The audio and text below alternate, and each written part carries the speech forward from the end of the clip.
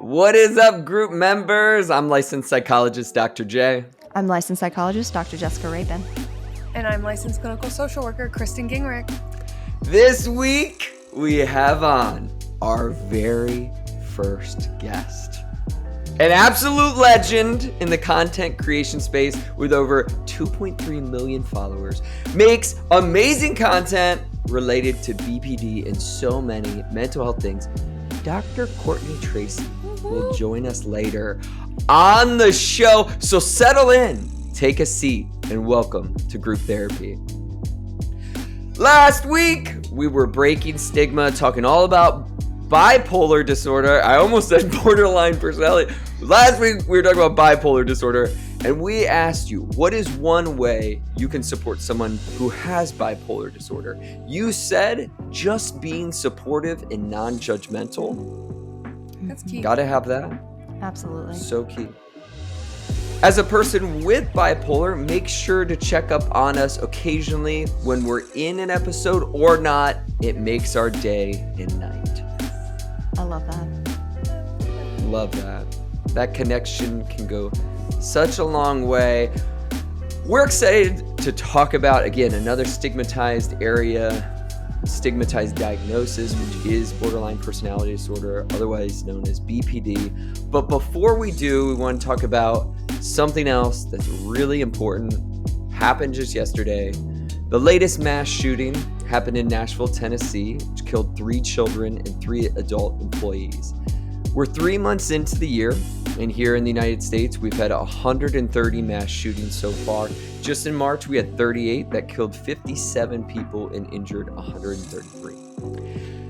As mental health professionals, what do we say about the current state we're in when it comes to guns, mass shooting, and what's also tied into this and brought into the conversation, mental health? The thoughts that come to mind, I'm like, okay, let me pull from posts I've made last year, the year before. I remember making this post on Facebook years ago, and I talked about it's not a gun versus mental health problem, and I framed it as an access problem. We have access to guns. We don't have access to mental health care. We have access to the internet, which gives people a lot of information on how to obtain guns, pass manifestos, working in a children's hospital. Gunshot wounds are something I see very frequently. I treat kids that do survive gunshot wounds, and I don't have the privilege of meeting those that pass away. And it's such a complex thing. And I think, like with anything, people like to blame one thing. They like to say, oh, it's mental health, it's not guns. And then people are saying it's guns, it's not mental health, or it's, a white male problem, because we do know, statistically speaking. And then we talk about how men are raised in our society and things like that. And I just think it's so complex, but at the core, and we say this every time, something needs to change, and nothing is changing. And that's what frustrates me the absolute most, Jess. Like, I made a video today talking about how it feels to drop off my son to his school, which is the daycare, and how I'll frequently have that thought of no one breaks in here. Or I'll feel like when I'm in a crowd or a group of people at a concert, I'll think about, I hope no one brings a gun to this place or shoots this place up.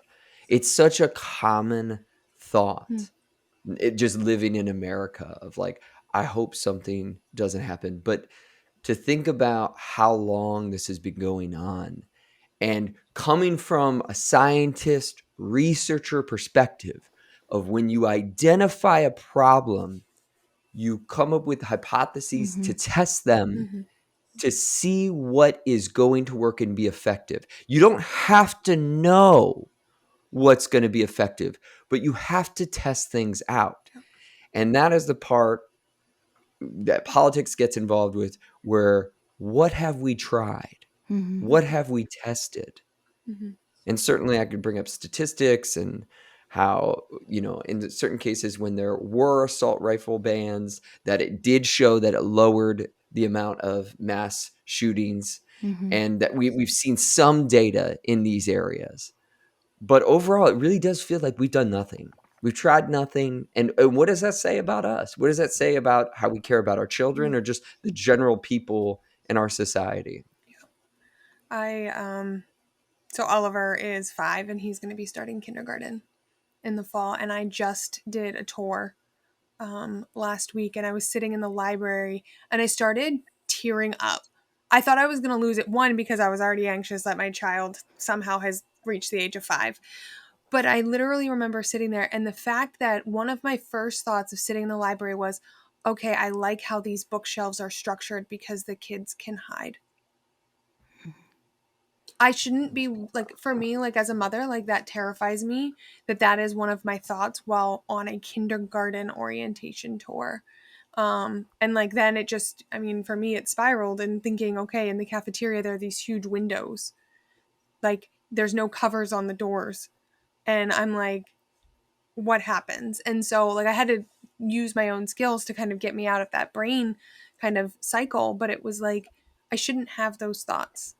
And I just wish I lived in a place where I could feel safe sending my child to school.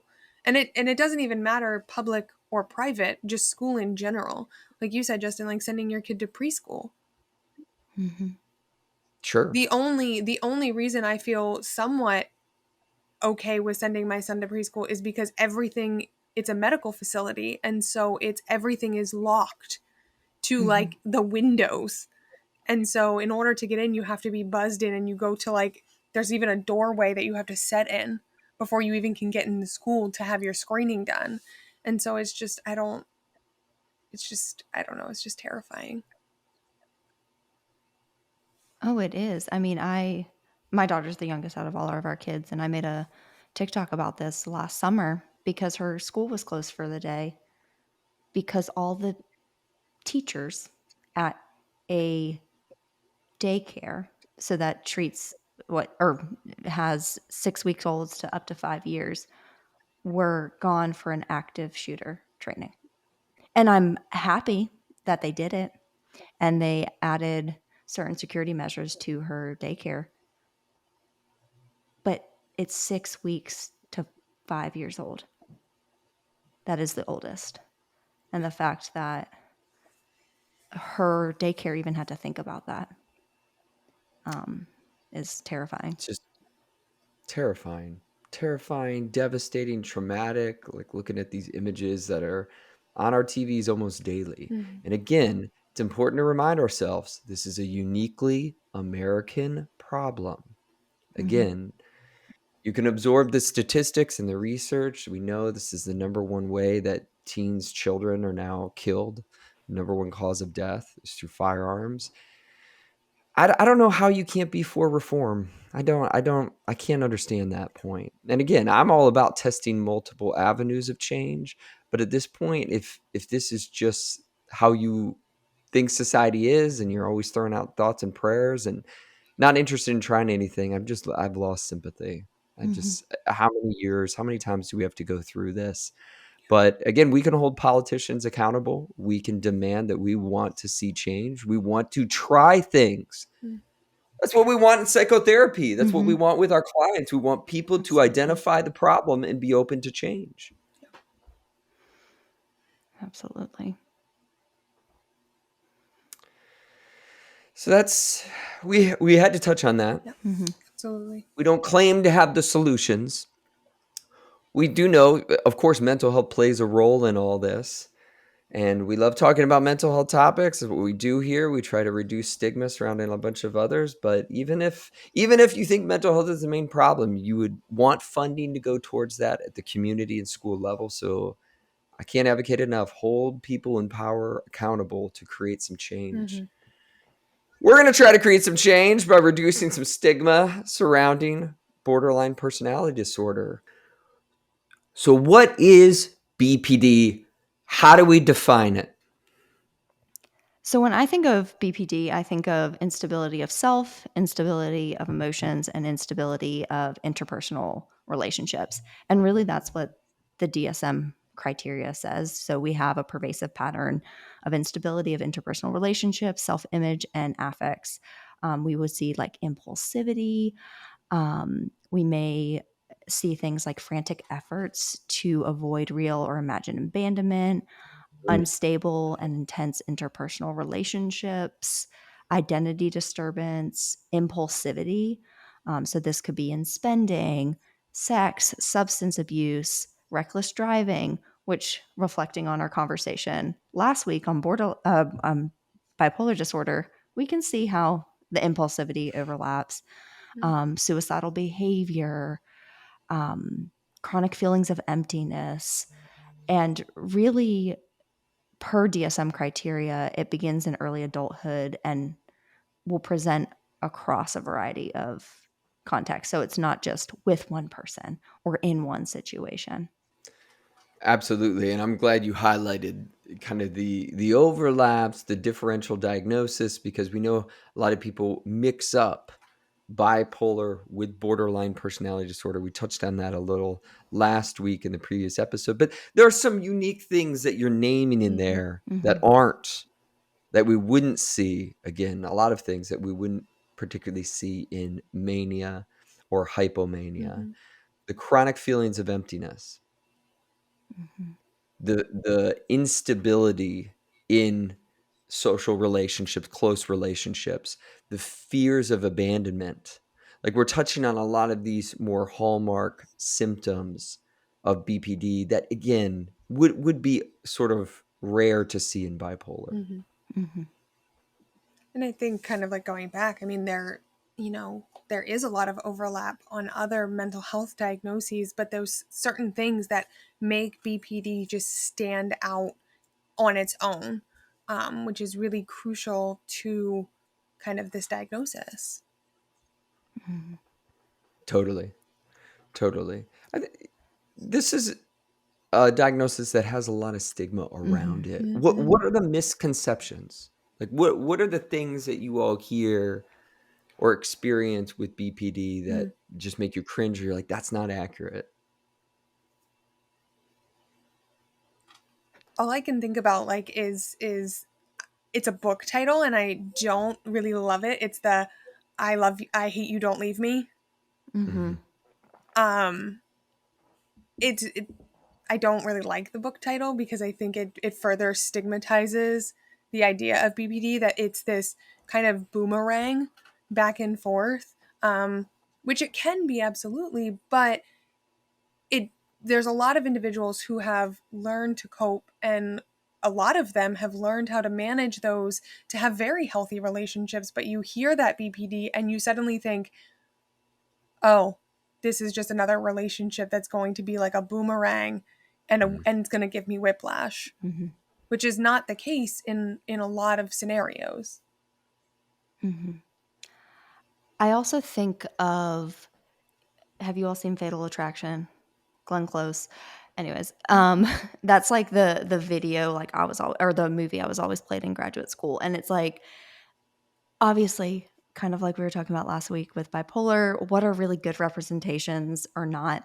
And it's a very extreme representation of BPD, which leads me to a misconception I hear about is like these people like can never hold jobs. They're, can never hold relationships. Basically, like they're just so quote unquote unstable that like, oh, you would know somebody has borderline personality disorder because they're just so erratic, so unstable. Where there are plenty of very successful individuals with BPD that you probably wouldn't know have BPD. Absolutely. I think that's been my experience as a therapist, getting to work with so many individuals who do meet criteria for BPD, where you see so much variation in what are the symptoms that are problematic for them. Anyone does this. This is sort of why our self-diagnosis can get a little bit like, oh, people can read some of these things and just assume you must have all of these, or you must have them all in a severe degree that it's like this area is a problem. Like every single person has feelings of emptiness, or every single person can't hold close, intimate relationship, or they're all No, not necessarily. And that it's true with anything in mental health, like even within depression, some people struggle with certain elements more than others, right? It's like, it's not with like depression with like everyone's sad, everyone's crying all the time, everyone can't. No. So I agree with you. I think a lot of the things I hear of the misconceptions and the stereotypes is like, don't form a relationship with them, or good luck forming a relationship with them, which is completely not fair. And again, from all the great people I've worked with, where for some of them that it can be a problem, but for some it's just if it's a romantic relationship.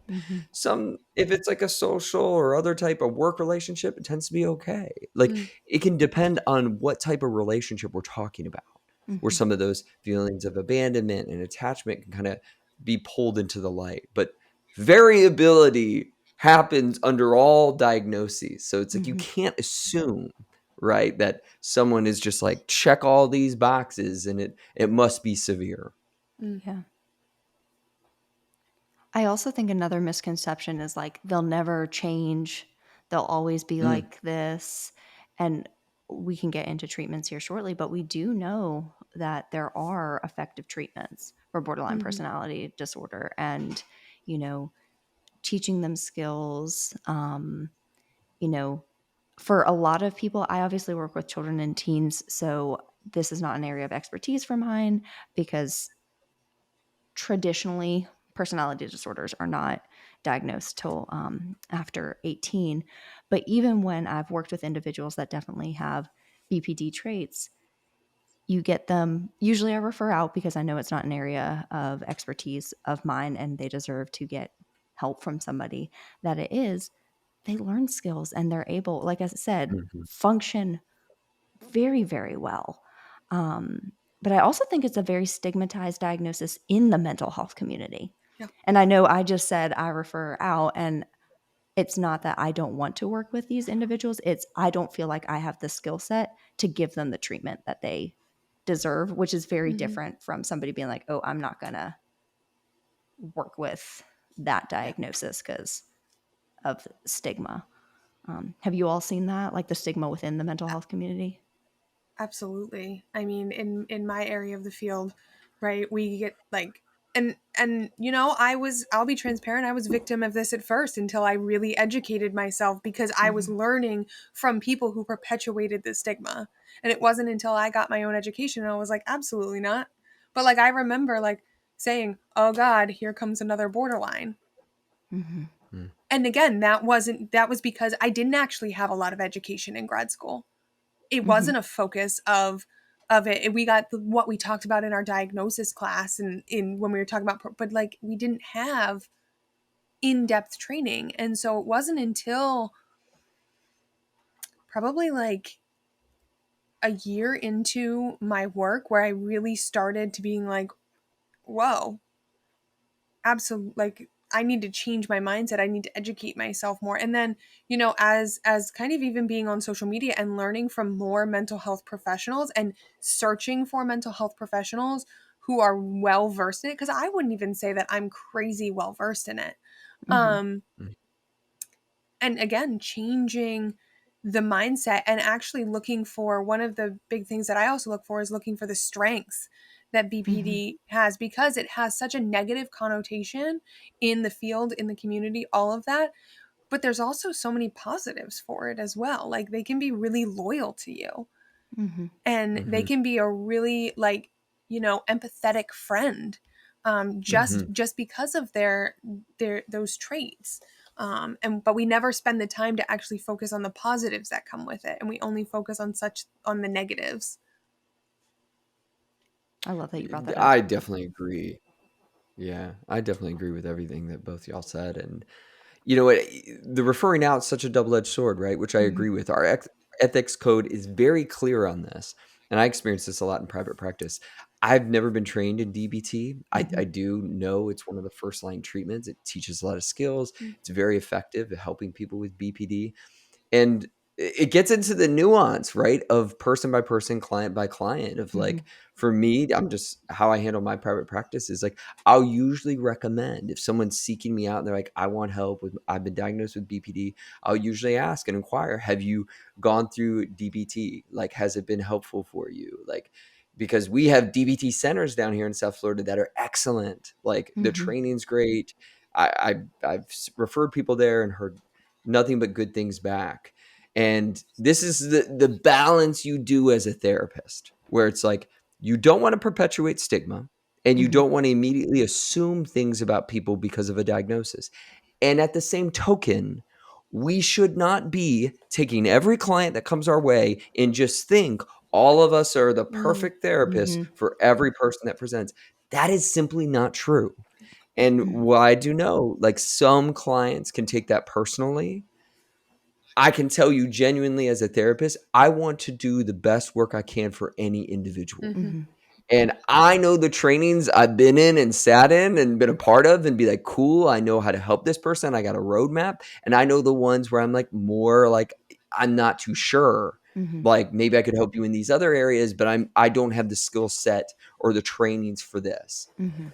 But that's, each of us look inside and have to ask ourselves that type of questions, because it's equally as unethical to just take every client that comes your way. Mhm. But Absolutely. as we mentioned, I know for certain some people are purposely avoiding working with any Mhm. client that has that diagnosis. It Mhm. would be a lie as a mental health professional to say that that wasn't true, and I think that's awful. Mhm. Yeah. And because, as we know, there's such a range that happens under any diagnosis. Mhm. No, What I've absolutely. done a couple times is refer clients to a DBT therapist, and then that therapist Yep. and I work in conjunction. So I'm working on other issues, other presenting problems, or maybe we have a long established relationship, but it comes to a point I'm like, you need somebody that can provide you with this specific set of skills. And Mhm. we work together and collaboratively. And I found that has helped a lot. Once again, working with children and teens, usually it's more symptoms. But if I feel like DBT, because I'm not formally trained in it either, I know some DBT Mhm. skills, is going to be the best treatment for them, it's my ethical duty to Right. offer that treatment, even if it means referring to somebody that can give that to them. Totally. And some of the skills that we're referring to, this is interesting. I had heard this before, but it got brought up again as sort of like a metaphor of what a lot of people with BPD can experience. Like, they'll describe it as they experience the world and interact with others as they have like an exposed nerve ending. Mm. So things impact them very sensitively, and they can have like big reactions to things Mhm. sort of out of nowhere. And again, we're not talking every single person with BPD would say that's true. No, no, no, no, Mhm. no. But just in, if we're zooming in on that symptom, which is a common part of the constellation, learning skills to recognize your emotions and not get swept away by them is a great skill to learn. Mhm. And when we talk about ways people grow in any disorder or diagnosis, specifically BPD, people do learn to regulate, recognize, learn techniques called wise mind, where you can start evaluating and holding your Mhm. emotions.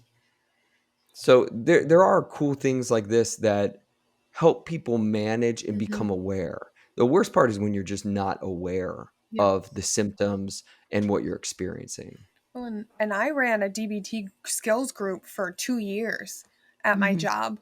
And I had every type of person in that group. I had individuals who would struggle with BPD, and I'd have people who were just struggling with anxiety or depression, because the Mhm. skills, as a whole, are amazing. Like, I mean, I talk about the tip skill. Mhm. I mean, Yep. I talk about that all the time with managing any type of dysregulation that I have.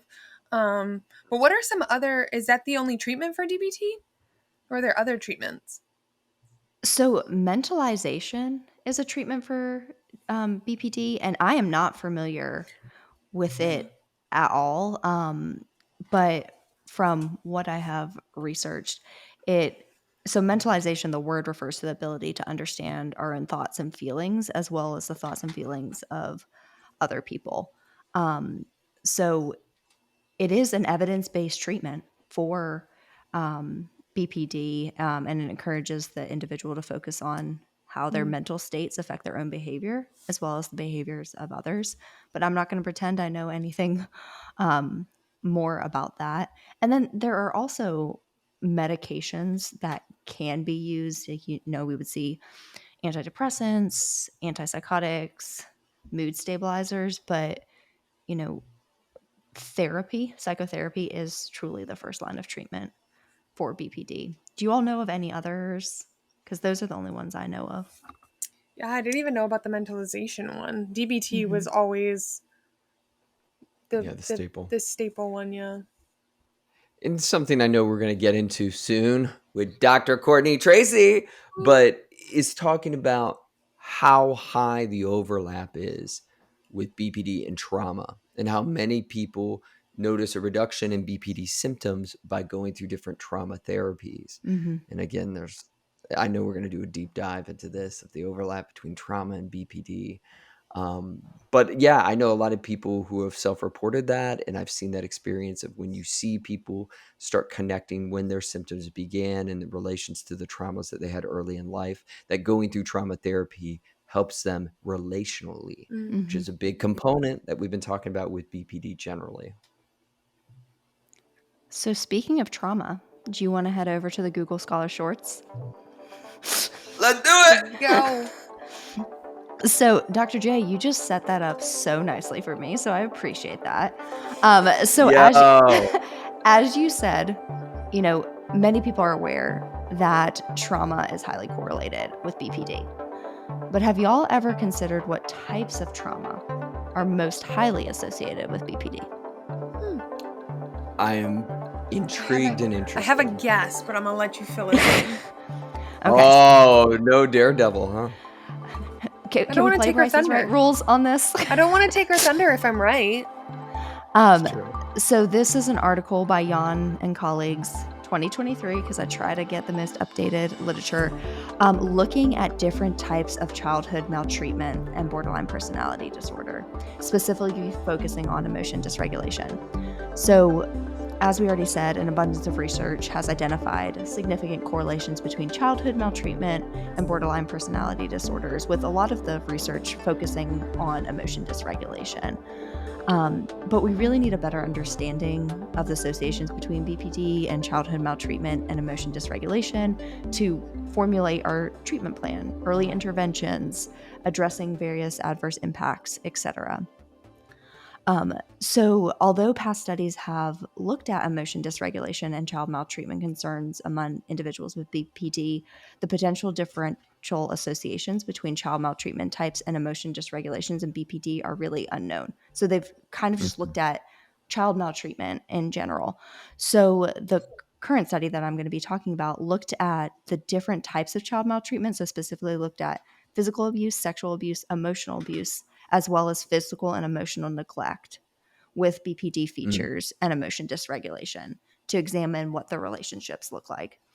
So this was a cross-sectional study. It came from a very large study of it was a longitudinal study of 2,450 girls who were girls at the beginning, women at the end of the study. 144 were taken for this specific study. Mean age was 21.5. All participants were female.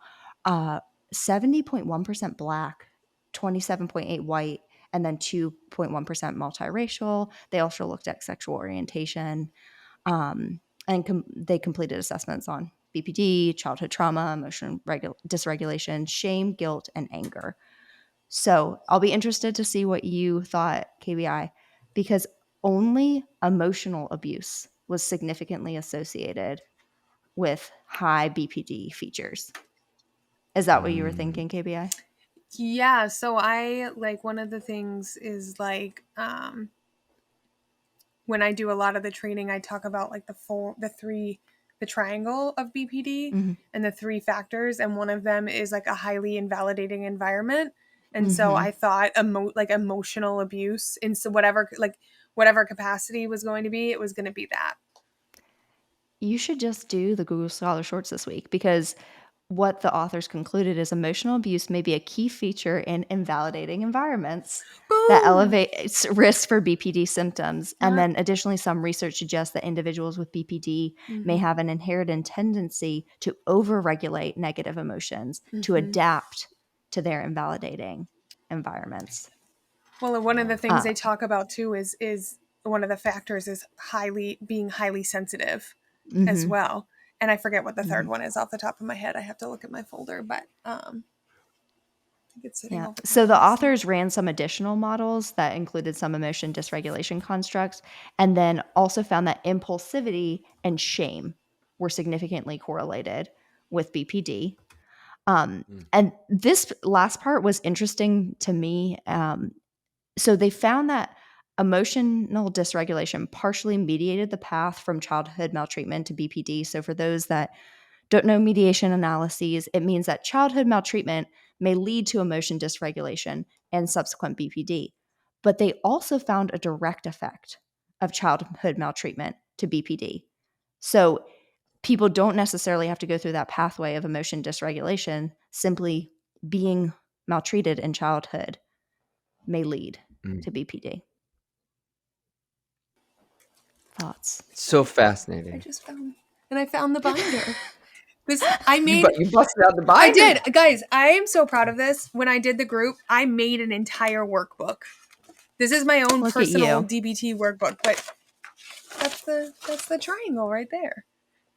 People listening heard the pages turn and they're like, yeah, she's definitely has the binder out. I do. The binder is And if you're infamous. watching this, because you're watching it on YouTube or Spotify, you can see. Just a little plug there. And everybody is shocked that it's KBI pulling out a binder of information instead of me. Okay. This is the one thing that I am a nerd about is DBT. I love DBT. Like, again, like I took so many, like I literally, like this is like a workbook that I made to walk my clients when I was doing all 4 modulars. Like, I love it. It's the one thing I'm nerding about. Know what else we nerd about? The polls. The polls. The polls! I love it. I love it so much. Okay, so I'm excited. KBI, you can play Price is Right rules, but you can't say 1% for everything. Yes, I can. Okay. That's how it works. No. Okay, so first poll question. Do you know someone who has been diagnosed with borderline personality disorder? The options were yes, no, and unsure. 88 yes. 2% yes, because I can't say 1. I knew it. I knew you were going to do it. I knew yes, it. I would, I'm actually only going to say 33. Okay. So yes was the number one answer, and KBI did win via Price is Right rules at 58% was yes. 27 no, and unsure was 16%. And now that I'm trying to do quickly math in my head, that doesn't add up, but okay, I'm going to get over it. Math ain't mathin'. Okay, the next poll question. Do you know the symptoms of borderline personality disorder? The options were yes, all of them, yes, some of them, or no, I'm not familiar. Yes, some of them, 41%. Yeah, that's pretty good. I'd say yes, some of them, 48%. Dr. J won this one. Yes, some of them, 58%. Damn. Then followed by yes, all of them at 25, and no, I'm not familiar at 17. That's good. Okay. Which of the following is not an area of instability in BPD? So we already touched on this. Emotions, cognition, interpersonal relationships, or self. I think our audience got this. Like, I think they knew it was going to be cognition. Okay. What percentage? I say 71. 63. Okay. Dr. J won 85%. Damn. Cognition. Damn. Smart group we got here. Followed And by if you don't know, it's okay. Yeah. I mean, We're here to learn. yeah, followed by self, then interpersonal relationship, and only 2% said emotions. So, That's good. That's good. okay. We're all learning. Okay. BPD has a lifetime prevalence of blank percent. I pulled from K10. This is the So one I 4, didn't know. 6, 8, or 12. My own personal guess was like moving to the middle of saying like 6, but I didn't know. Okay. Do you think that's what our group members voted? Sure. Yeah, 6, 35%. 6, 2%. Price is Right rules. Ooh. Okay. So 6 is the correct answer according to Up to Date. That is not what our group members said, but it was very, very close. So our group members said 8%, and 30% of them voted for 8%. 28% voted for 6, though, followed by 23 at 4 and 18 at 12. So real, So it was like real close. split. There's a Yeah. real split there. The first line of treatment for BPD is blank. Psychotherapy, medication, psychotherapy plus medication, or there is no treatment for BPD. Psychotherapy, 64%. I think this was a trap. I think It because probably the was. majority of things in mental health is psychotherapy plus medication. I think the majority of people said that at 52%. Dr. J, are you like in my brain today? So most people Rude. did say psychotherapy and medication at 55%, but Yeah. as we talked about, psychotherapy is the first line of treatment. There are mental health medications that may help with some symptoms, but psychotherapy is. So you're just Okay. saying that all of our group members don't have mental health degrees? They didn't get it right?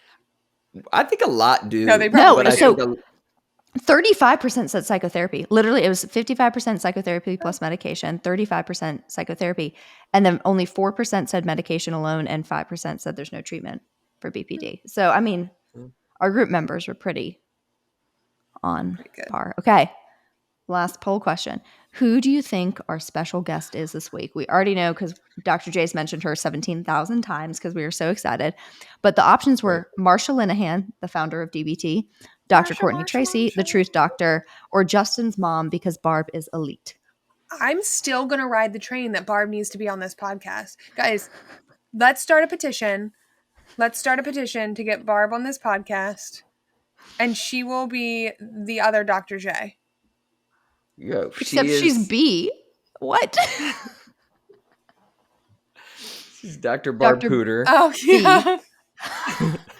It's just kind of like how she got KBI from kicking it back. It's fine. Yeah. You know Okay. what? Letters are not What my you- forte, guys. Okay, what do you all think our group member said? I said 70% knew it was the truth doc. But I'm going to say that there was a 35% for Barb. So our group members did know it was the truth doc at 60%. Marsha Linehan was second at 25, and Barb got 15% of our votes. See, okay, so for those 15%ers, slide into our DMs, make a case, and I will personally see that Barb makes it on this podcast. They'll be like, there's a real Dr. Puder out there with a PhD in neuroscience. Why would I ever listen to this other Dr. Puder who goes by Dr. J? I'm not going to listen to that guy. And I wouldn't blame you. But I would also kill to have Marsha on this podcast, though. Oh, would love it. Like, Would Bestie, absolutely love. if you're listening to this, like, Hey, help us out. would love. One day. Group members, gather round, and please welcome our first ever guest, who is a licensed clinical social worker with a doctorate of clinical psychology, has over 2.3 million followers across social media platforms, a soon-to-be authored, stay tuned, and the winner of the 2021 Nutrition and Wellness Influencer of the Year Award and 2022 Best Health Strategy and Health Leader of the Year Award. We got the truth doctor, Dr. Courtney Tracy. Thank you so much for coming on. Thank you so much for having me. It's an honor. I love you all. And I have needed group therapy for a while. Well, welcome. Don't we all? So that's what I was going to ask. So as far as like all the accolades you've won, but also being the first guest on the Welcome to Group pod, I mean, how do they rank? This is definitely the highlight of the year. Awesome. We'll pay you later for saying that. We do. I'll We do Venmo you appreciate later. that.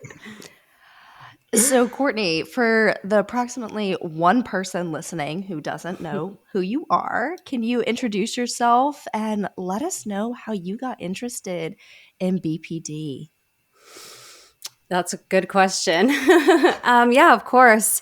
Thank you. My name is Dr. Courtney Tracy, and I'm a licensed clinical social worker, a doctor of clinical psychology, and I'm known as the Truth Doctor online. And I chose that name because I tell my truth to help other people tell theirs. And I think it's really unavoidable for me to do that. And part of that is related to why I became interested in BPD. I became interested in it because I live it. And for a lot of my life, I was the poster child for the stigmatized definition and description of what BPD is. So I know what it's like to hear people say certain things about certain behaviors and know what it's like to be the person that's inside that isn't seen through those behaviors. But some of those behaviors included pathological lying and manipulation and, refusing to find an identity because I didn't already have one. And so telling the truth allows me to be free from a lot of what I suffered through for the majority of my life. And I think part of my platform really lets people know that if they do the things that, are symptoms of BPD, or just do things that they maybe aren't too proud of, that they can tell the truth about what's underneath that. And it can lead to healing most of the time. I love that. Love it. Thanks. So something that I know about you, Courtney, is you're doing something really big right now, and you are opening another treatment center. Can you tell us a little bit about that? Yeah, thank you for asking. As it relates to BPD, I feel like I was diagnosed in 2012, so it was 11 years ago. And I started my first treatment center 6 years after I was diagnosed.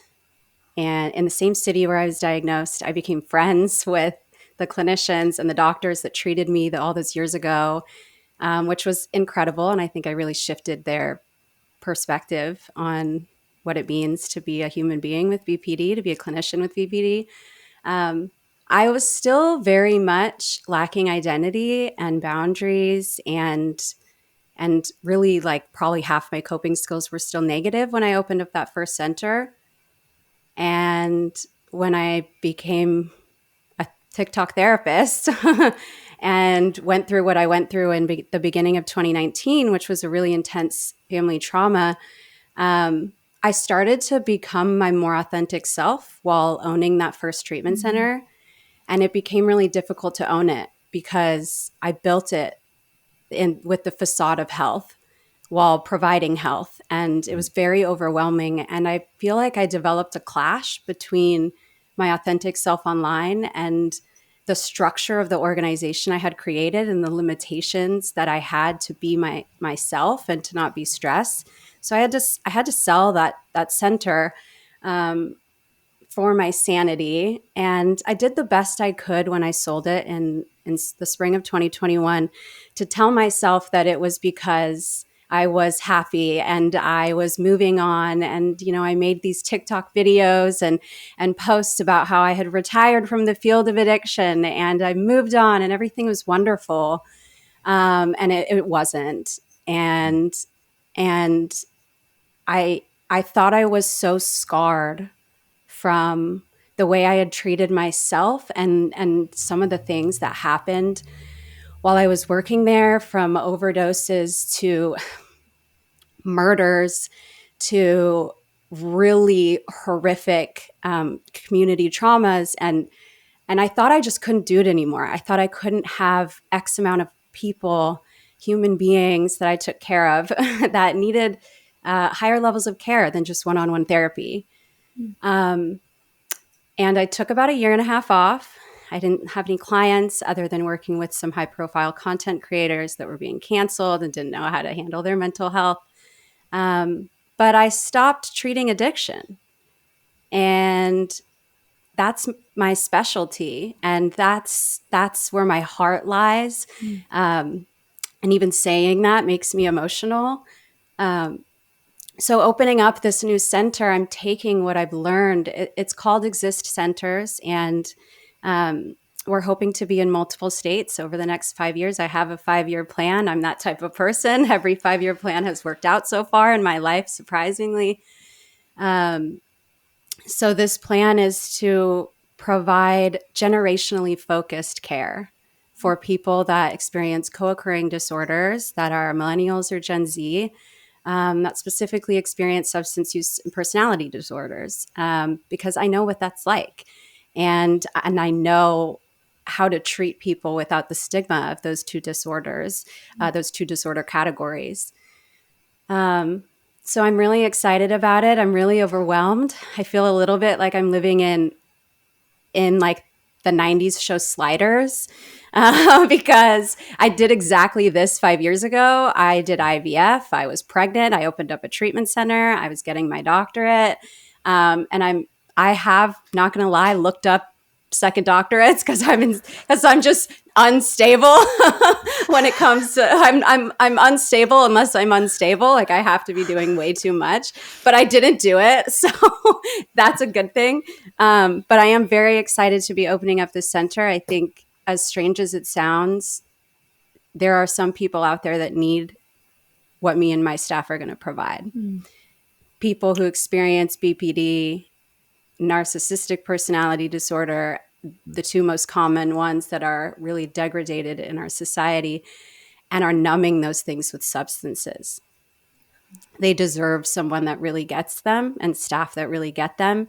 And so if you are like that, if you experience those symptoms under those two categories and you're listening to this, my center is not the only one that will get you, but I hope it makes you feel good knowing that there's a center out there that's intentionally being created to see you as a human. Love all that. Love Amazing. all that. Especially because on the outside, someone like yourself, they might glance at you and be like, wow, like you're so successful. Obviously, like you've made a huge impact, not just in the content creator field, but also the mental health field. But you sharing part of that story, I know so many of our listeners and group members, they're going to connect with the fact that like no one's journey is linear. Like you go through resets and repeats and like have to take stock. Like there's just so many elements that you just shared that is like, we try to preach that all the time. Like we're all human and we go through times of not knowing and then we regroup and try to move forward the best we can. So I just really appreciate you sharing part of your narrative. Of course. Yeah. Thank you. That's my job as the truth doctor, and I won't stop anytime soon. Love it. Love it so much. Well, we got so many group member questions. We got a ton to get to, and we're just so excited to tackle these with you. So let's get into them. This is everybody's favorite part of the podcast. So we get right off the bat, we got Savannah here from Michigan. Say you were diagnosed with BPD at a young age. You seek the proper treatment for it.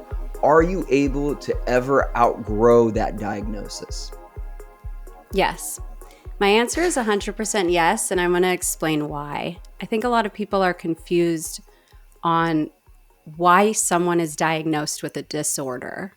People are diagnosed with a disorder because the symptoms that fall under the criteria for that disorder are causing themselves and or their life clinically significant distress or disorder. The symptoms themselves underneath the diagnosis of borderline personality disorder are not pathological in themselves. They're pathological when they're combined and significantly affecting your life. So I still say I have borderline personality because I do. I know the thoughts I have and the impulses I hold back. I know that. But I'm a very conscious human being at this point, and I make my conscious choices to be the person that I want to be. But I do still have borderline personality. I know I do, but I don't suffer from it being a disorder anymore. It's in my control, and it's my choice to act one way or another. And so that might not be the road for everyone. It takes a lot of fucking work to get to that point. And having borderline personality in itself, it can feel as though it is becoming disordered so often because normal human beings experience anxiety and depression and overwhelm and stress, and having borderline personality is having a brain, mind, and body that say this is the best way to act when this is happening. And it takes a lot of work. So some people may say, you know, I have borderline personality disorder for the rest of my life. Sure, use whatever verbiage you want. But as a clinician, I very much stick to a disorder meaning disorder, and that just because you're diagnosed with the disorder doesn't mean that your borderline or your anxiety or your depression is always going to be in a disordered state. I love that, because I think so many individuals who are diagnosed with BPD sometimes have that hopelessness that I'm always going to feel this way, or I'm always going to struggle with this. And like you said, like, it's a ton of work to really learn how to cope and work through a lot of that. But you can get to a point where everything is manageable, and it's not driving the bus anymore. Right. And you're driving the bus, and it's just sometimes a backseat passenger that yells at you every so often. Yeah, and it's just a label. Like these are just this is just the conditioning that made sense for longer than it hasn't made sense yet. And so it's just going to take more time. And if you believe that, and you know it's not like if you believe it, it will happen. But if you do believe it, you're going to give yourself the opportunity to see it through. Totally. God, that's so well said. And it's always interesting how a diagnosis and a label can help create community, helps name, of course, what we got going on. But at the same token, we get such variation in symptoms, especially as we're learning about ourselves, growing in different ways. Like, you totally described that perfectly. Thanks. Madison from Virginia. Can you have borderline personality disorder with a secure attachment style to caregivers? I've seen a lot of cases where the person diagnosed with BPD have poor relationships and attachments to primary caregivers. So I just wanted to see if it was possible. Well, anything is possible. There could be someone there could be someone out there with BPD that has secure attachments, and they'll never be written about in research studies. They'll never be written about in books. We'll never know. We can talk about statistics and prevalence and likelihood. I think that it is possible because from at least my personal experience with BPD, it can get to a point where it's certain people where your symptoms are the most extreme. Like for me, like for example, I mean, I didn't have a secure attachment with my father growing up, but it's because he wasn't around. I have a very secure attachment with him now. But I never, I guess, I don't know, I'm kind of confusing myself. I don't think that attachment style is specific to a personality disorder. And I think that that's maybe the point I'm trying to make, is it really depends. But also, the only cause of borderline personality disorder is not childhood trauma. So, of course, it's linked, but it has a lot to do with the level of sensitivity of the individual, what they perceive to be traumatic or otherwise. So they could have parents that are very stable and do provide a secure attachment, but the insecure attachment or the anxious or avoidant attachment is on behalf of the person with the personality disorder, if that makes sense in any way. It's the safety and security is there, but it can't be perceived or integrated. Totally. Yeah, that was definitely well explained. We're just going to keep it moving because we have so many to get through. Anonymous from Germany. How can we distinguish? Lots of questions about complex PTSD. We actually got a lot of different versions of the same question. We also got Sarah from Iowa. I know there was someone else out there who asked a very similar question. The relationship basically between complex PTSD and BPD. How can we prevent getting misdiagnosed? Someone mentioned borderline working with me, but I don't meet like 90% of the criteria, but I do meet a lot of the criteria for complex PTSD. I've heard these two overlap a lot. I'm just worried I might be misdiagnosed and then mistreated. That's so interesting, the word mistreated, because that came up two ways for me. Mistreated with your clinicians or mistreated by the people around you. And Fair. either one would be very upsetting. One would be Oh, more right. illegal than the other one, probably. Totally. I want to open it up. I'm curious. I mean, I have a response, but I want to know, like, what is known in the group in terms of the relationship or the differences between BPD and CPTSD. For me, that's something that's relatively new because CPTSD is relatively new.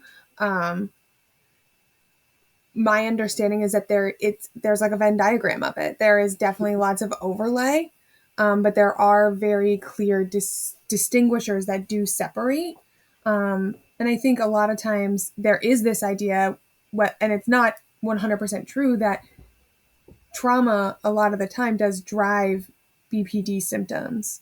Not for everybody, but for a good chunk. And so for some individuals, trying to figure out like what are my symptoms of my trauma and what are my symptoms of my BPD and where do they mesh? And they're exactly the same. Mm-hmm. Yeah. Yeah. Yeah. That's where the confusion comes in for sure. I think one relatively easy way to tell the difference is if you do take the C away from PTSD for a moment. We don't have exact criteria for CPTSD. We do, we don't. We do. It's just not written in that big old book we all use. Big old book. That big old book we have to use. But there's very traumatic based symptoms, the PTSD. There's nightmares. There's active avoidance of things that remind you of the specific experiences that you've had. When we look at similar behaviors, like you mentioned, it really is in relation to the interpersonal trauma that you experience in both circumstances. I think one important difference is that when it comes to a personality disorder, although I just answered the question that attachments can vary between certain individuals, it is still a very pervasive pattern. And so it's something that's extremely difficult to change because CPTSD, yes, we've developed coping skills as human beings that are in relation to relational trauma. But it just presents differently. The fear of abandonment, the feelings of emptiness, the lack of sense of self in borderline causes that more pervasive fear of the world in general, of yourself in general. And although CPTSD is complex and can be the result of multiple different experiences, those avoidance behaviors, those push and pull, those fear of yourself in the world are still more specified towards the difficulties that the person personally experienced. It is more complex, but I would say it's not as complex as the workings of the BPD mind altogether. Not to compare them, but just even when I think structurally, neurologically, these two disorders would just look so different in the brain during similar circumstances. And maybe that's me being anecdotal or assuming, but it's likely in the evidence because every disorder shows up differently in the brain. Mm-hmm. Yeah, you look like you're going to add something, Jess. No, all I was going to say, I was actually listening to Micheline and Nadia's podcast recently, and they shout out did a episode on CPTSD, and they had a guest on. And one thing that she said, because that was brought up, is that some people with CPTSD may have symptoms that look similar to borderline personality disorder, but not all people with CPTSD will have those symptoms. And to what Courtney was saying, talking about flashbacks or like specifics with things that you hear with PTSD are not going to be necessarily criteria for BPD. So the way it was conceptualized, like, yes, you could have CPTSD and your symptoms, fear of abandonment, interpersonal difficulties may show up, and that is not all of the symptoms that you would see. But this is not an area of expertise, so I just happened to listen to a podcast episode recently. Differential diagnosis gets a lot easier when it is in that big old book. Yeah, It it does. does. It takes time to flush this stuff out. Like, society, and we can accept that CPTSD is different than PTSD, and it's kind of describing a different form of trauma. But for us to integrate and think about how the symptoms are different, how it presents, how it comes about, I mean, it takes a while. It might be a few more renditions, TRs and such before we get there. But It's going to go on forever.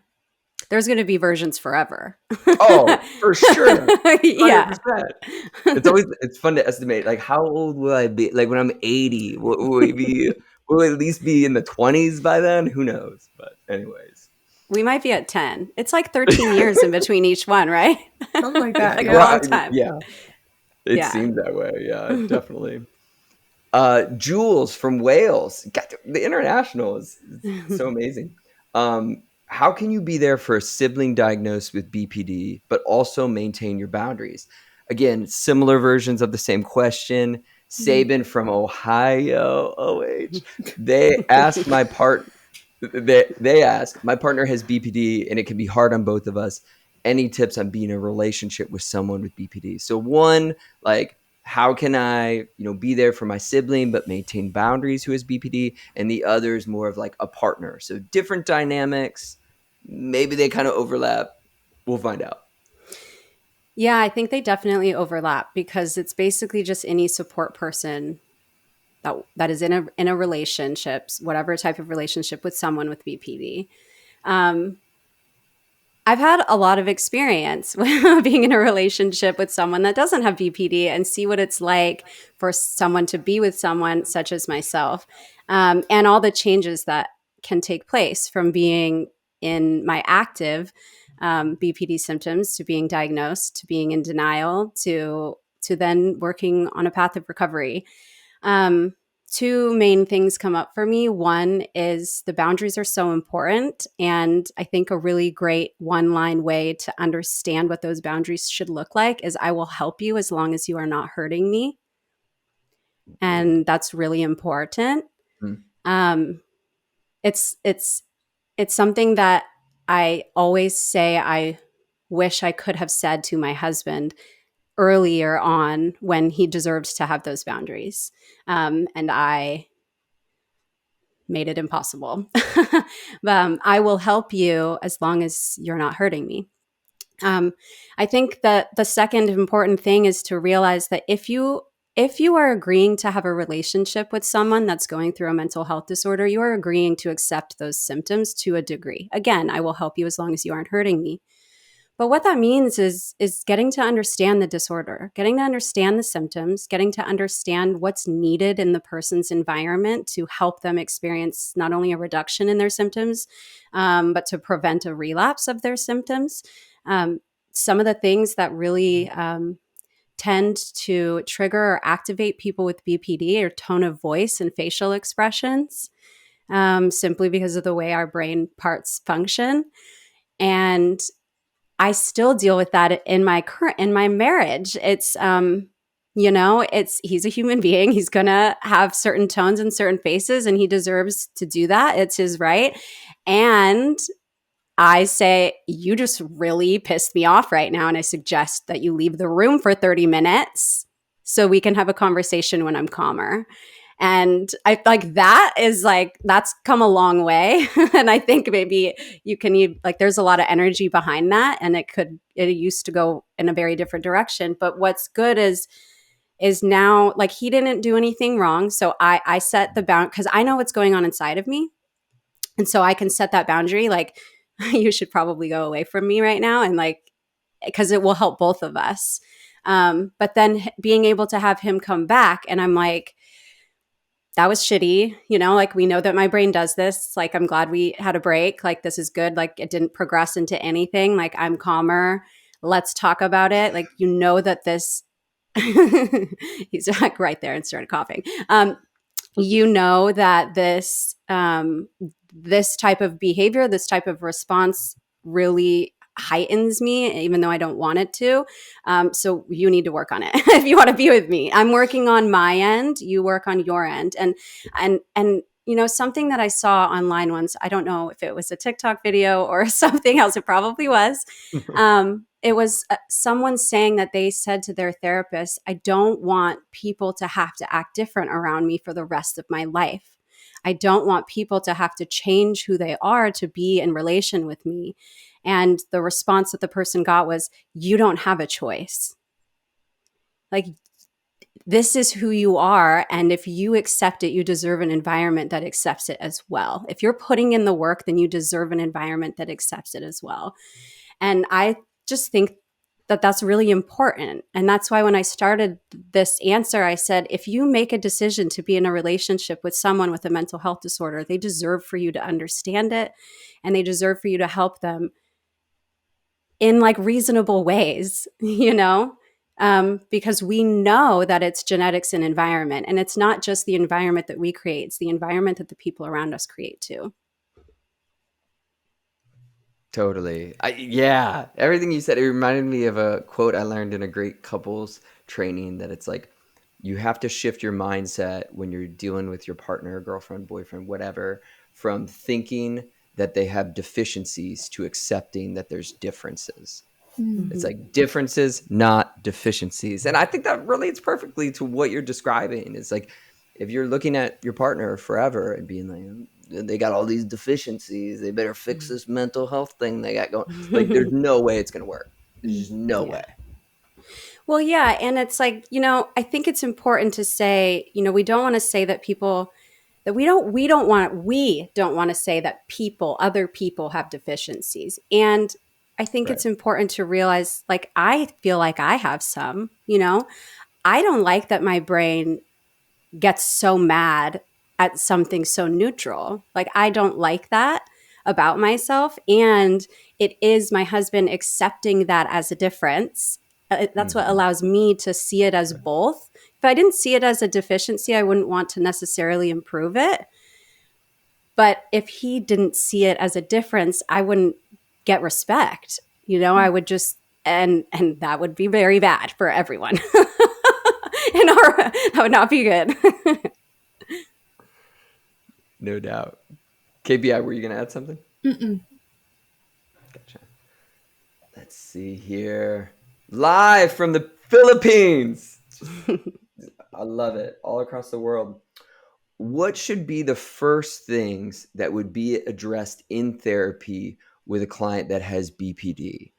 Additionally, they ask, when can they stop going to therapy? And is it advisable to stop going to therapy if they have a spouse and a family? Well, that's a little bit, I don't really like the end of that question. I think that's assuming that someone may be unsafe for family and always need supervision or check-ins. I think the first thing, it's hard to say what the first thing should be, right, to address for someone with BPD, because I could be, let's address this, and they don't even have that symptom. But I think on a broad scale, knowing the common behaviors of people with BPD, it would be self-harm. It would be safety. It would be checking like the pattern of impulsivity and what that impulsivity looks like, the pattern of the desire to numb, any violent behaviors again onto themselves or other people. That would definitely be the first thing to address. For any clinician, really for any disorder, but knowing the lethality of this disorder specifically. And then I think the next thing after just safety and security would be like, what brought you in? Like, if you brought yourself in, and if you didn't bring yourself in, what's the thing that's underneath the thing that brought you in? Right? Because if you didn't bring yourself in, then it's going to be a suicide attempt. It's going to be harming someone else. It's going to be overdosing on drugs, getting arrested, because, things that make you experience involuntary therapy or treatment. And so, obviously we would address those things, but then the most important thing would be what's not being said. What couldn't be said? What tried to be said? Those would be the most important things to have out. And, the length of treatment really depends on each person. And, there's various levels of care depending upon the person's ability to be stable. I don't think someone needs therapy forever just because they have BPD. I could see someone wanting therapy for the rest of their lives that have BPD. And that's fine too.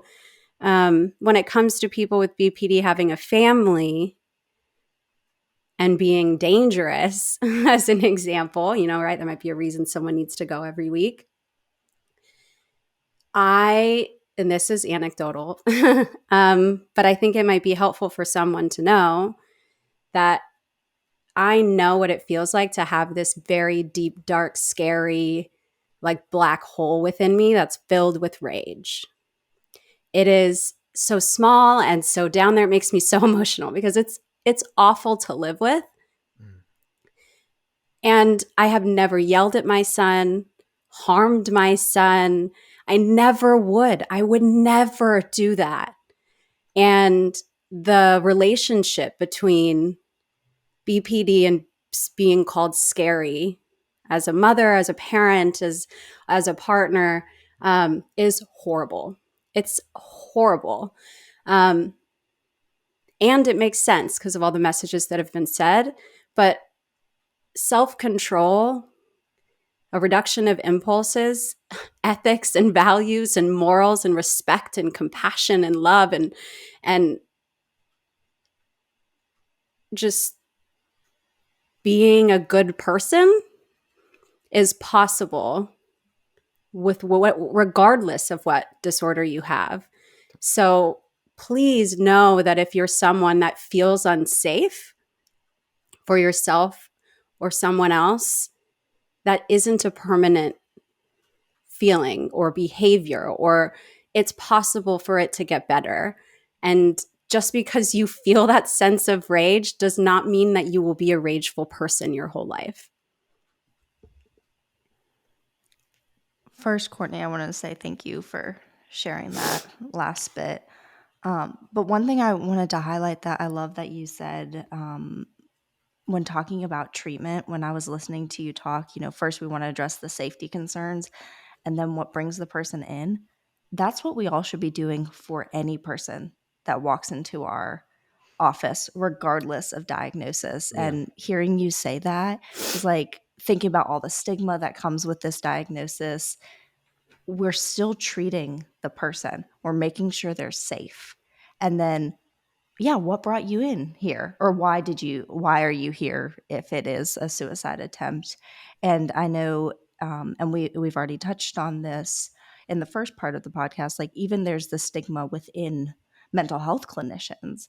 And hearing your answer, I was just like, regardless of diagnosis, we all as clinicians should be looking at the person as a human. Okay, are you safe? No? Okay, let's address those safety concerns. How can we ensure you're safe?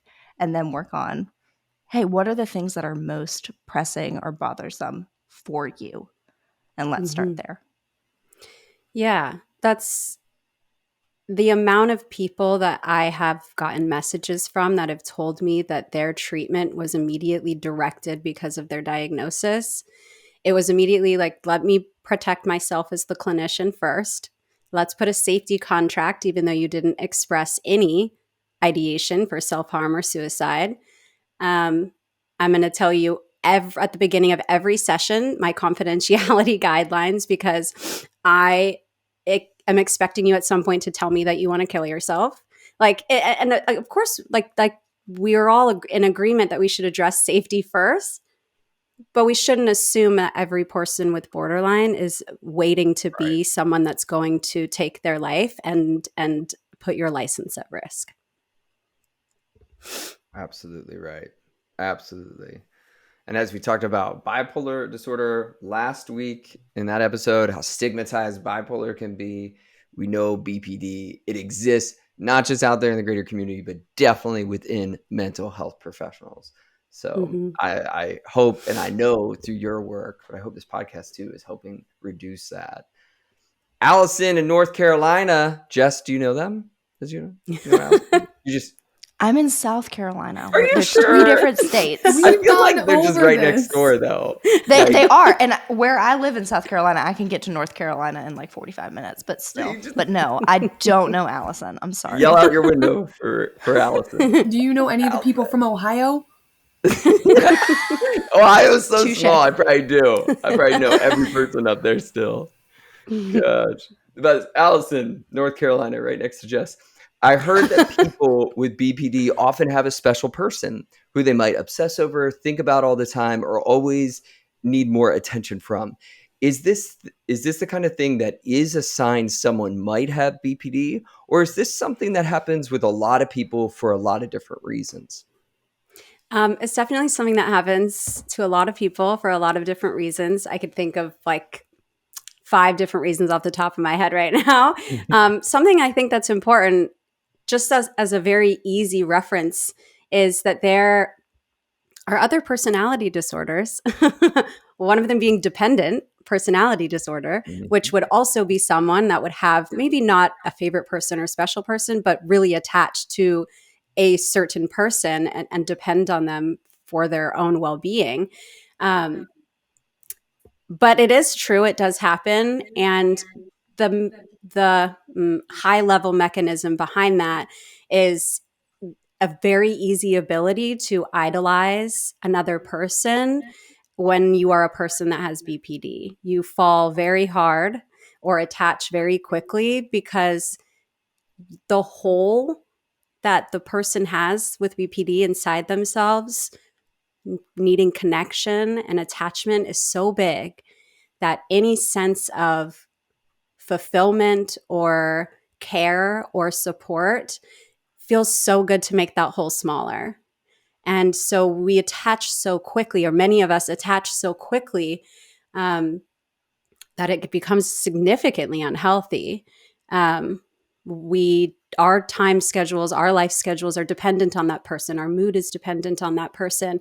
And at the same time, it can very quickly go the other way, because as easy as it is to fill that hole, it's easier to become afraid of it not being filled forever. And so we will push the person away to avoid adding any more hole than we already have, and to hurt ourselves to avoid being hurt by someone else, which in turn ends up hurting that person too. So well said.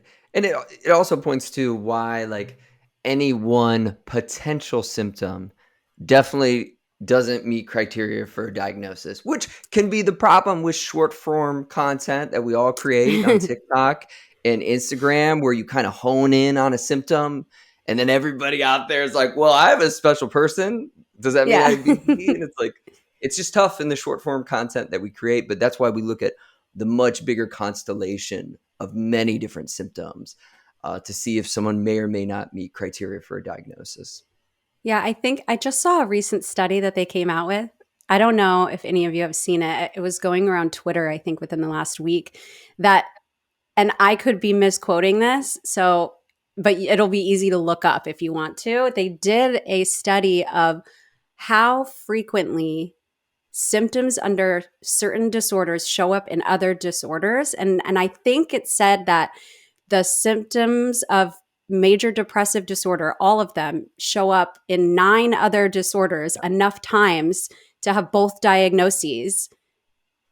It's 5 out of 9 symptoms, 7 out of whatever. There are 9 different disorders that you could be diagnosed with if you have X symptoms from major depressive disorder. And so, the argument, of course, and I don't know who funded it, but the argument was like, we really need to be diagnosing and creating criteria for mental health disorders that are more accurate.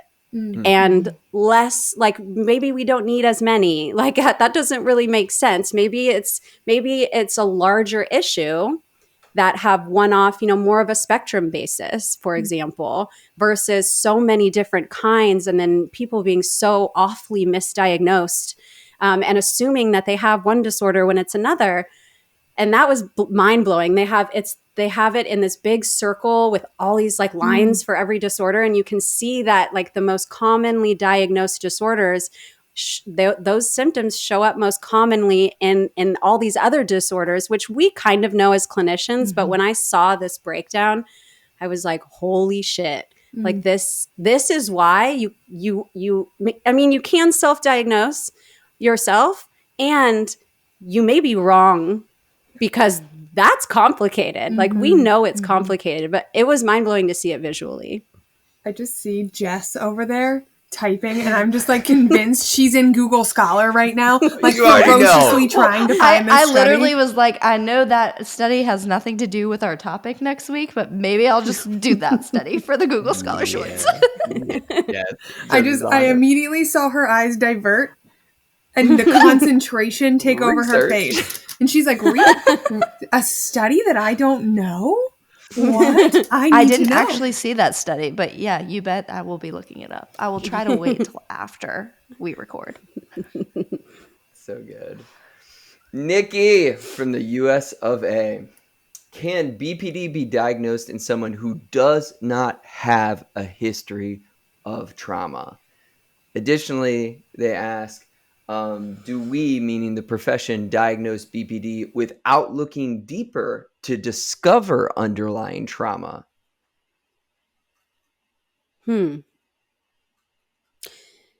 So the first question is, can someone have BPD without trauma?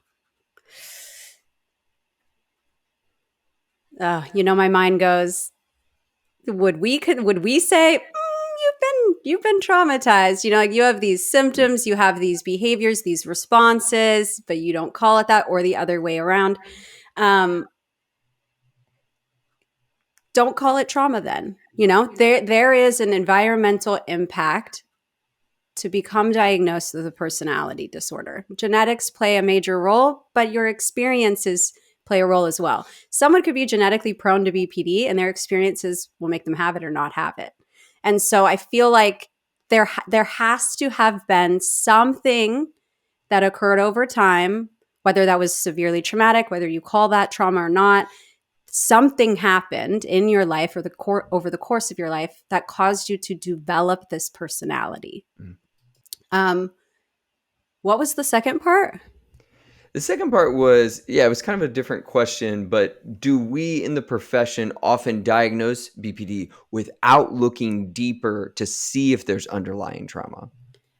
I would hope not. I mean, I don't think to like look for deeper, like, childhood trauma, for example. But if anyone is being diagnosed without getting a thorough assessment of their history and their current present symptoms, I honestly would be very weary of your diagnosis, whatever your diagnosis is.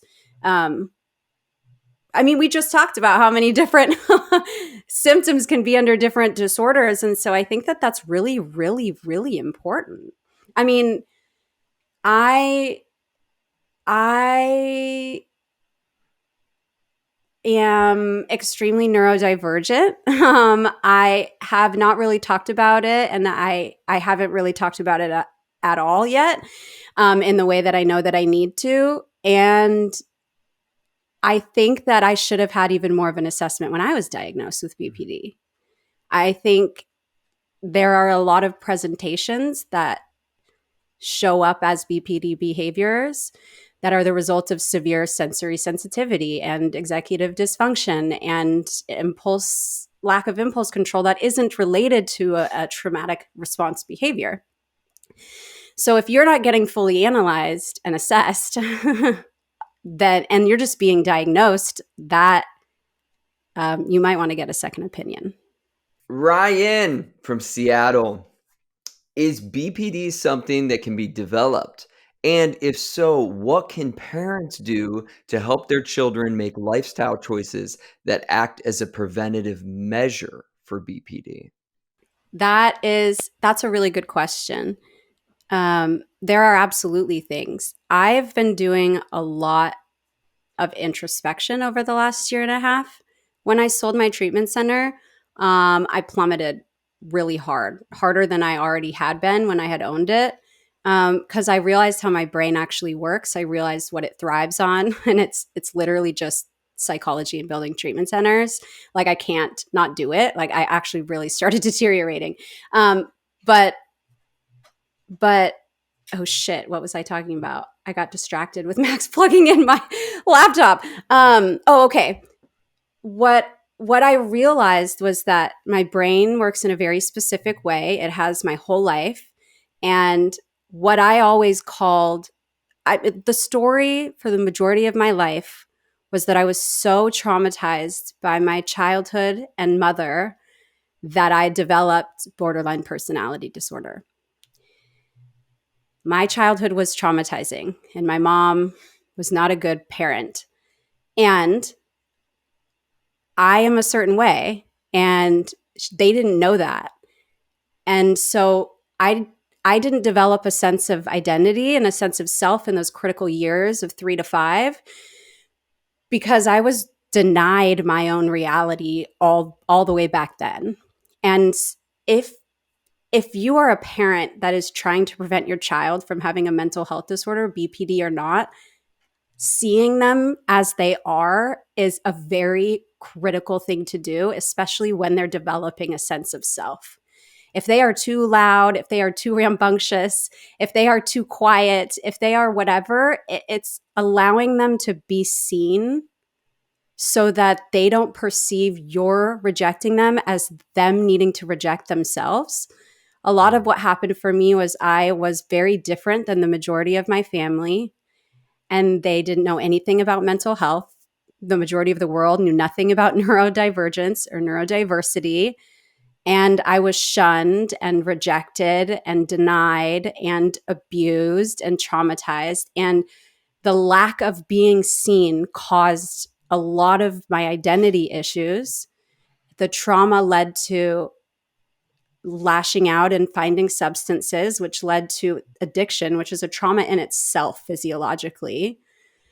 And that led to the development of BPD. But at my core, I really believe that it was during those critical developmental years where I was denied who I was that led to a lack of sense and lack of identity and lack of sense of self. That those are the core issues, along with fear of abandonment that cause borderline personality disorder. So see your child.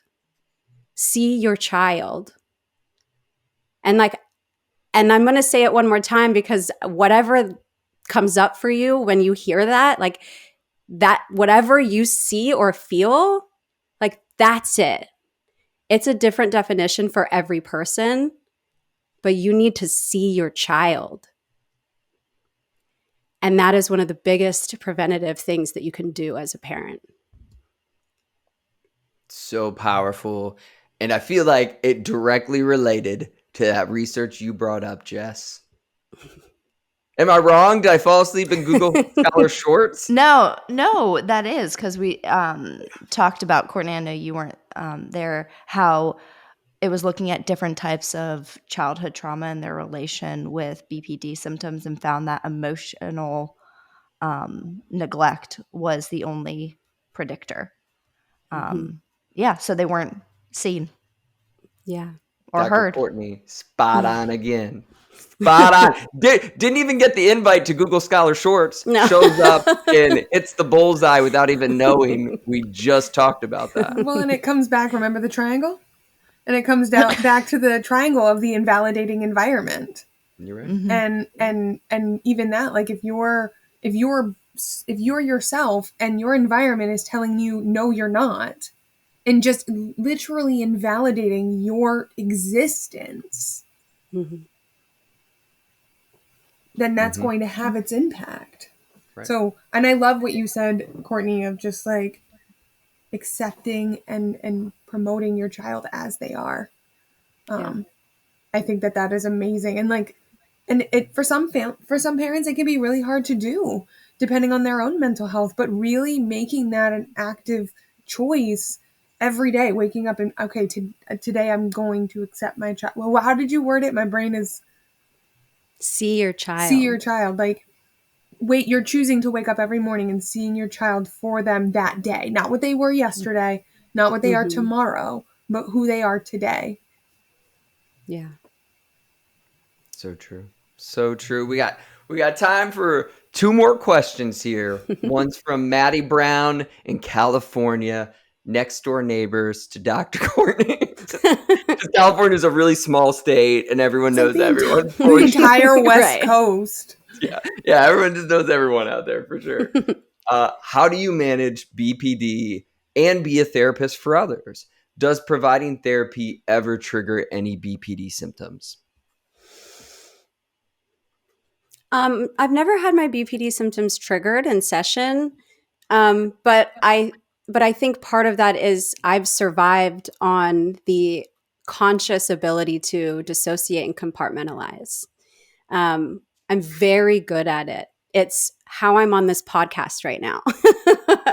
I can detach from my body. I can zone in and activate certain special interest parts of my brain and go there and just go there and be nowhere else.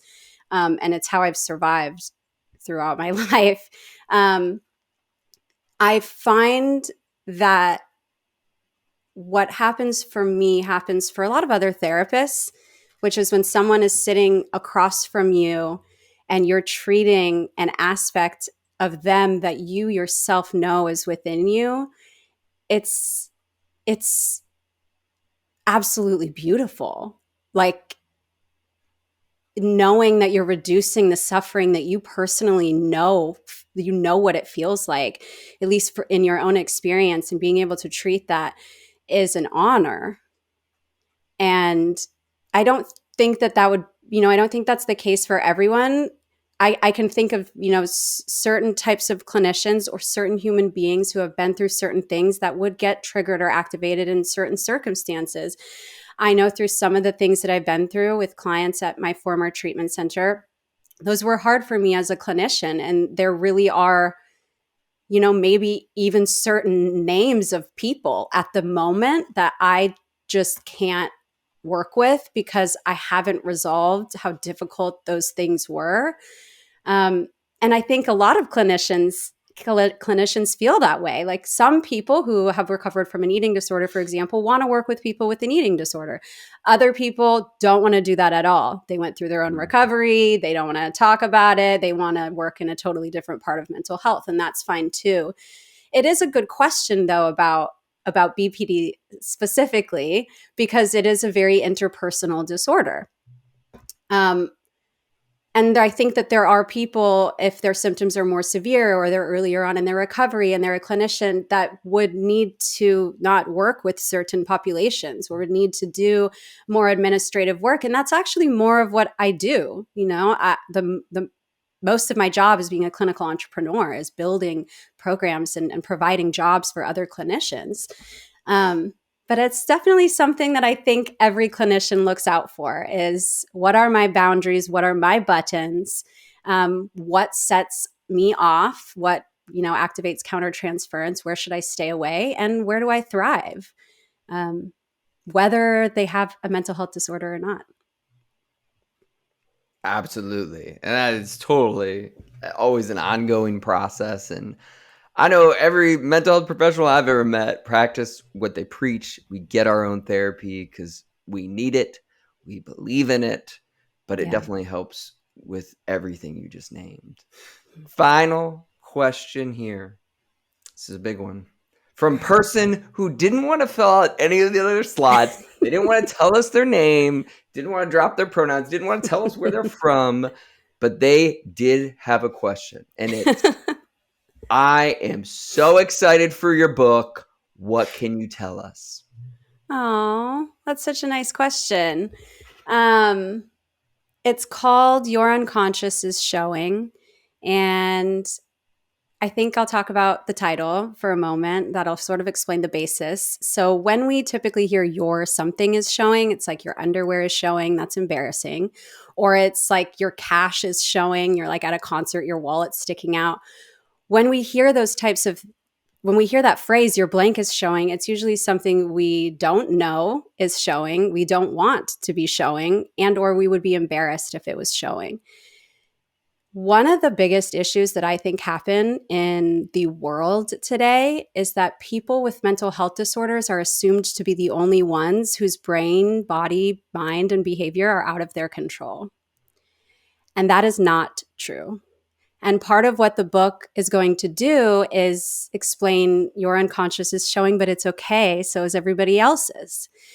And an example that I give is like something that we probably all know and have made TikToks about, which is, a parent brings in a child for not listening and having anger issues, all while the mom road raged her way to the appointment and refuses to have a family session, doesn't listen to the fact that it's needed. And it's a very easy example.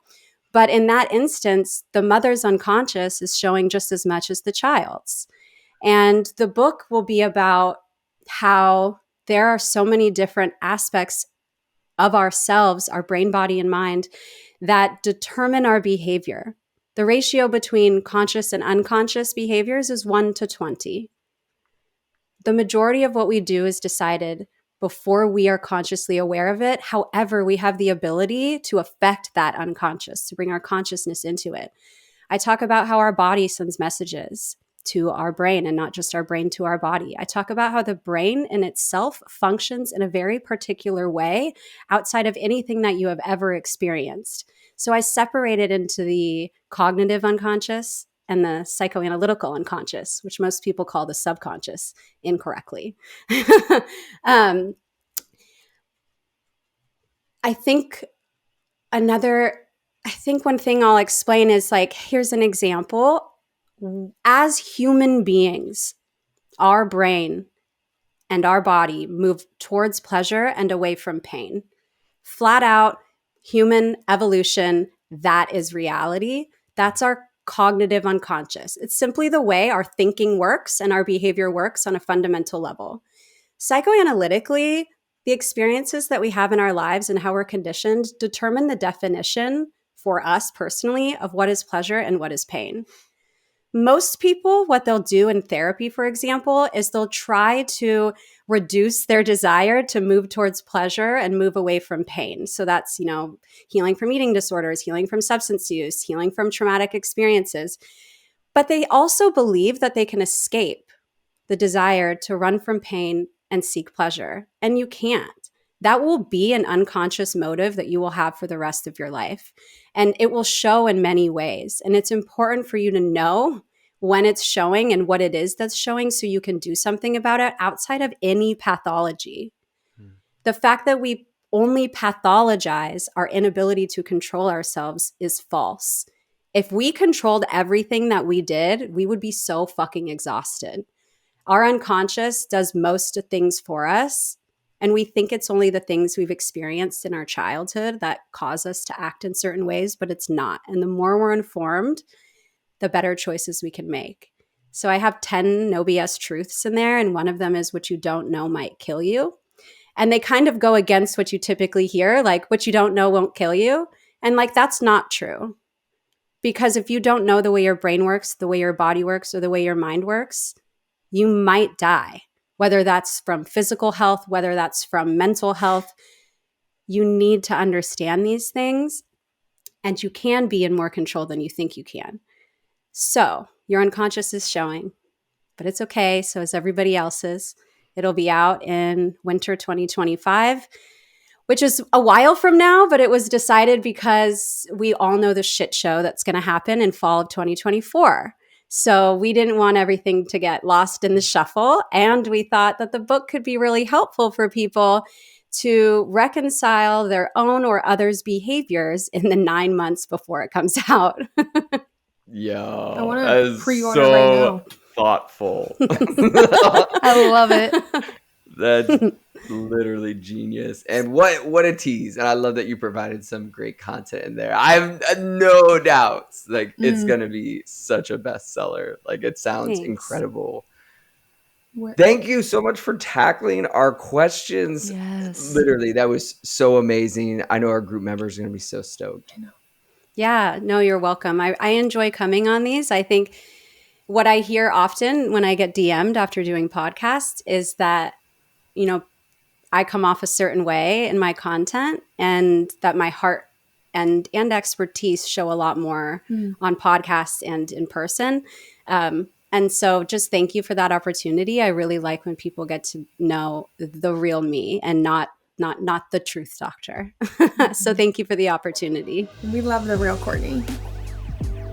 Amen. Thank you. Well, I think it's time for us to wrap up this week. And so thank you guys for showing up to group this week and giving such a warm welcome to our first guest, Dr. Courtney Tracy. We hope you learned something new this week, or had something destigmatized, or had more information just given to you. And as always, we always leave you with a reflection question over on our Instagram page. And this week's question, we just want to hear from you what your thoughts were about having our first guest on the podcast. So make sure to head over there, leave a comment on the post, let us know. And always, remember to like, rate, and subscribe to the podcast, and we will see you next week in group therapy. Bye. See you.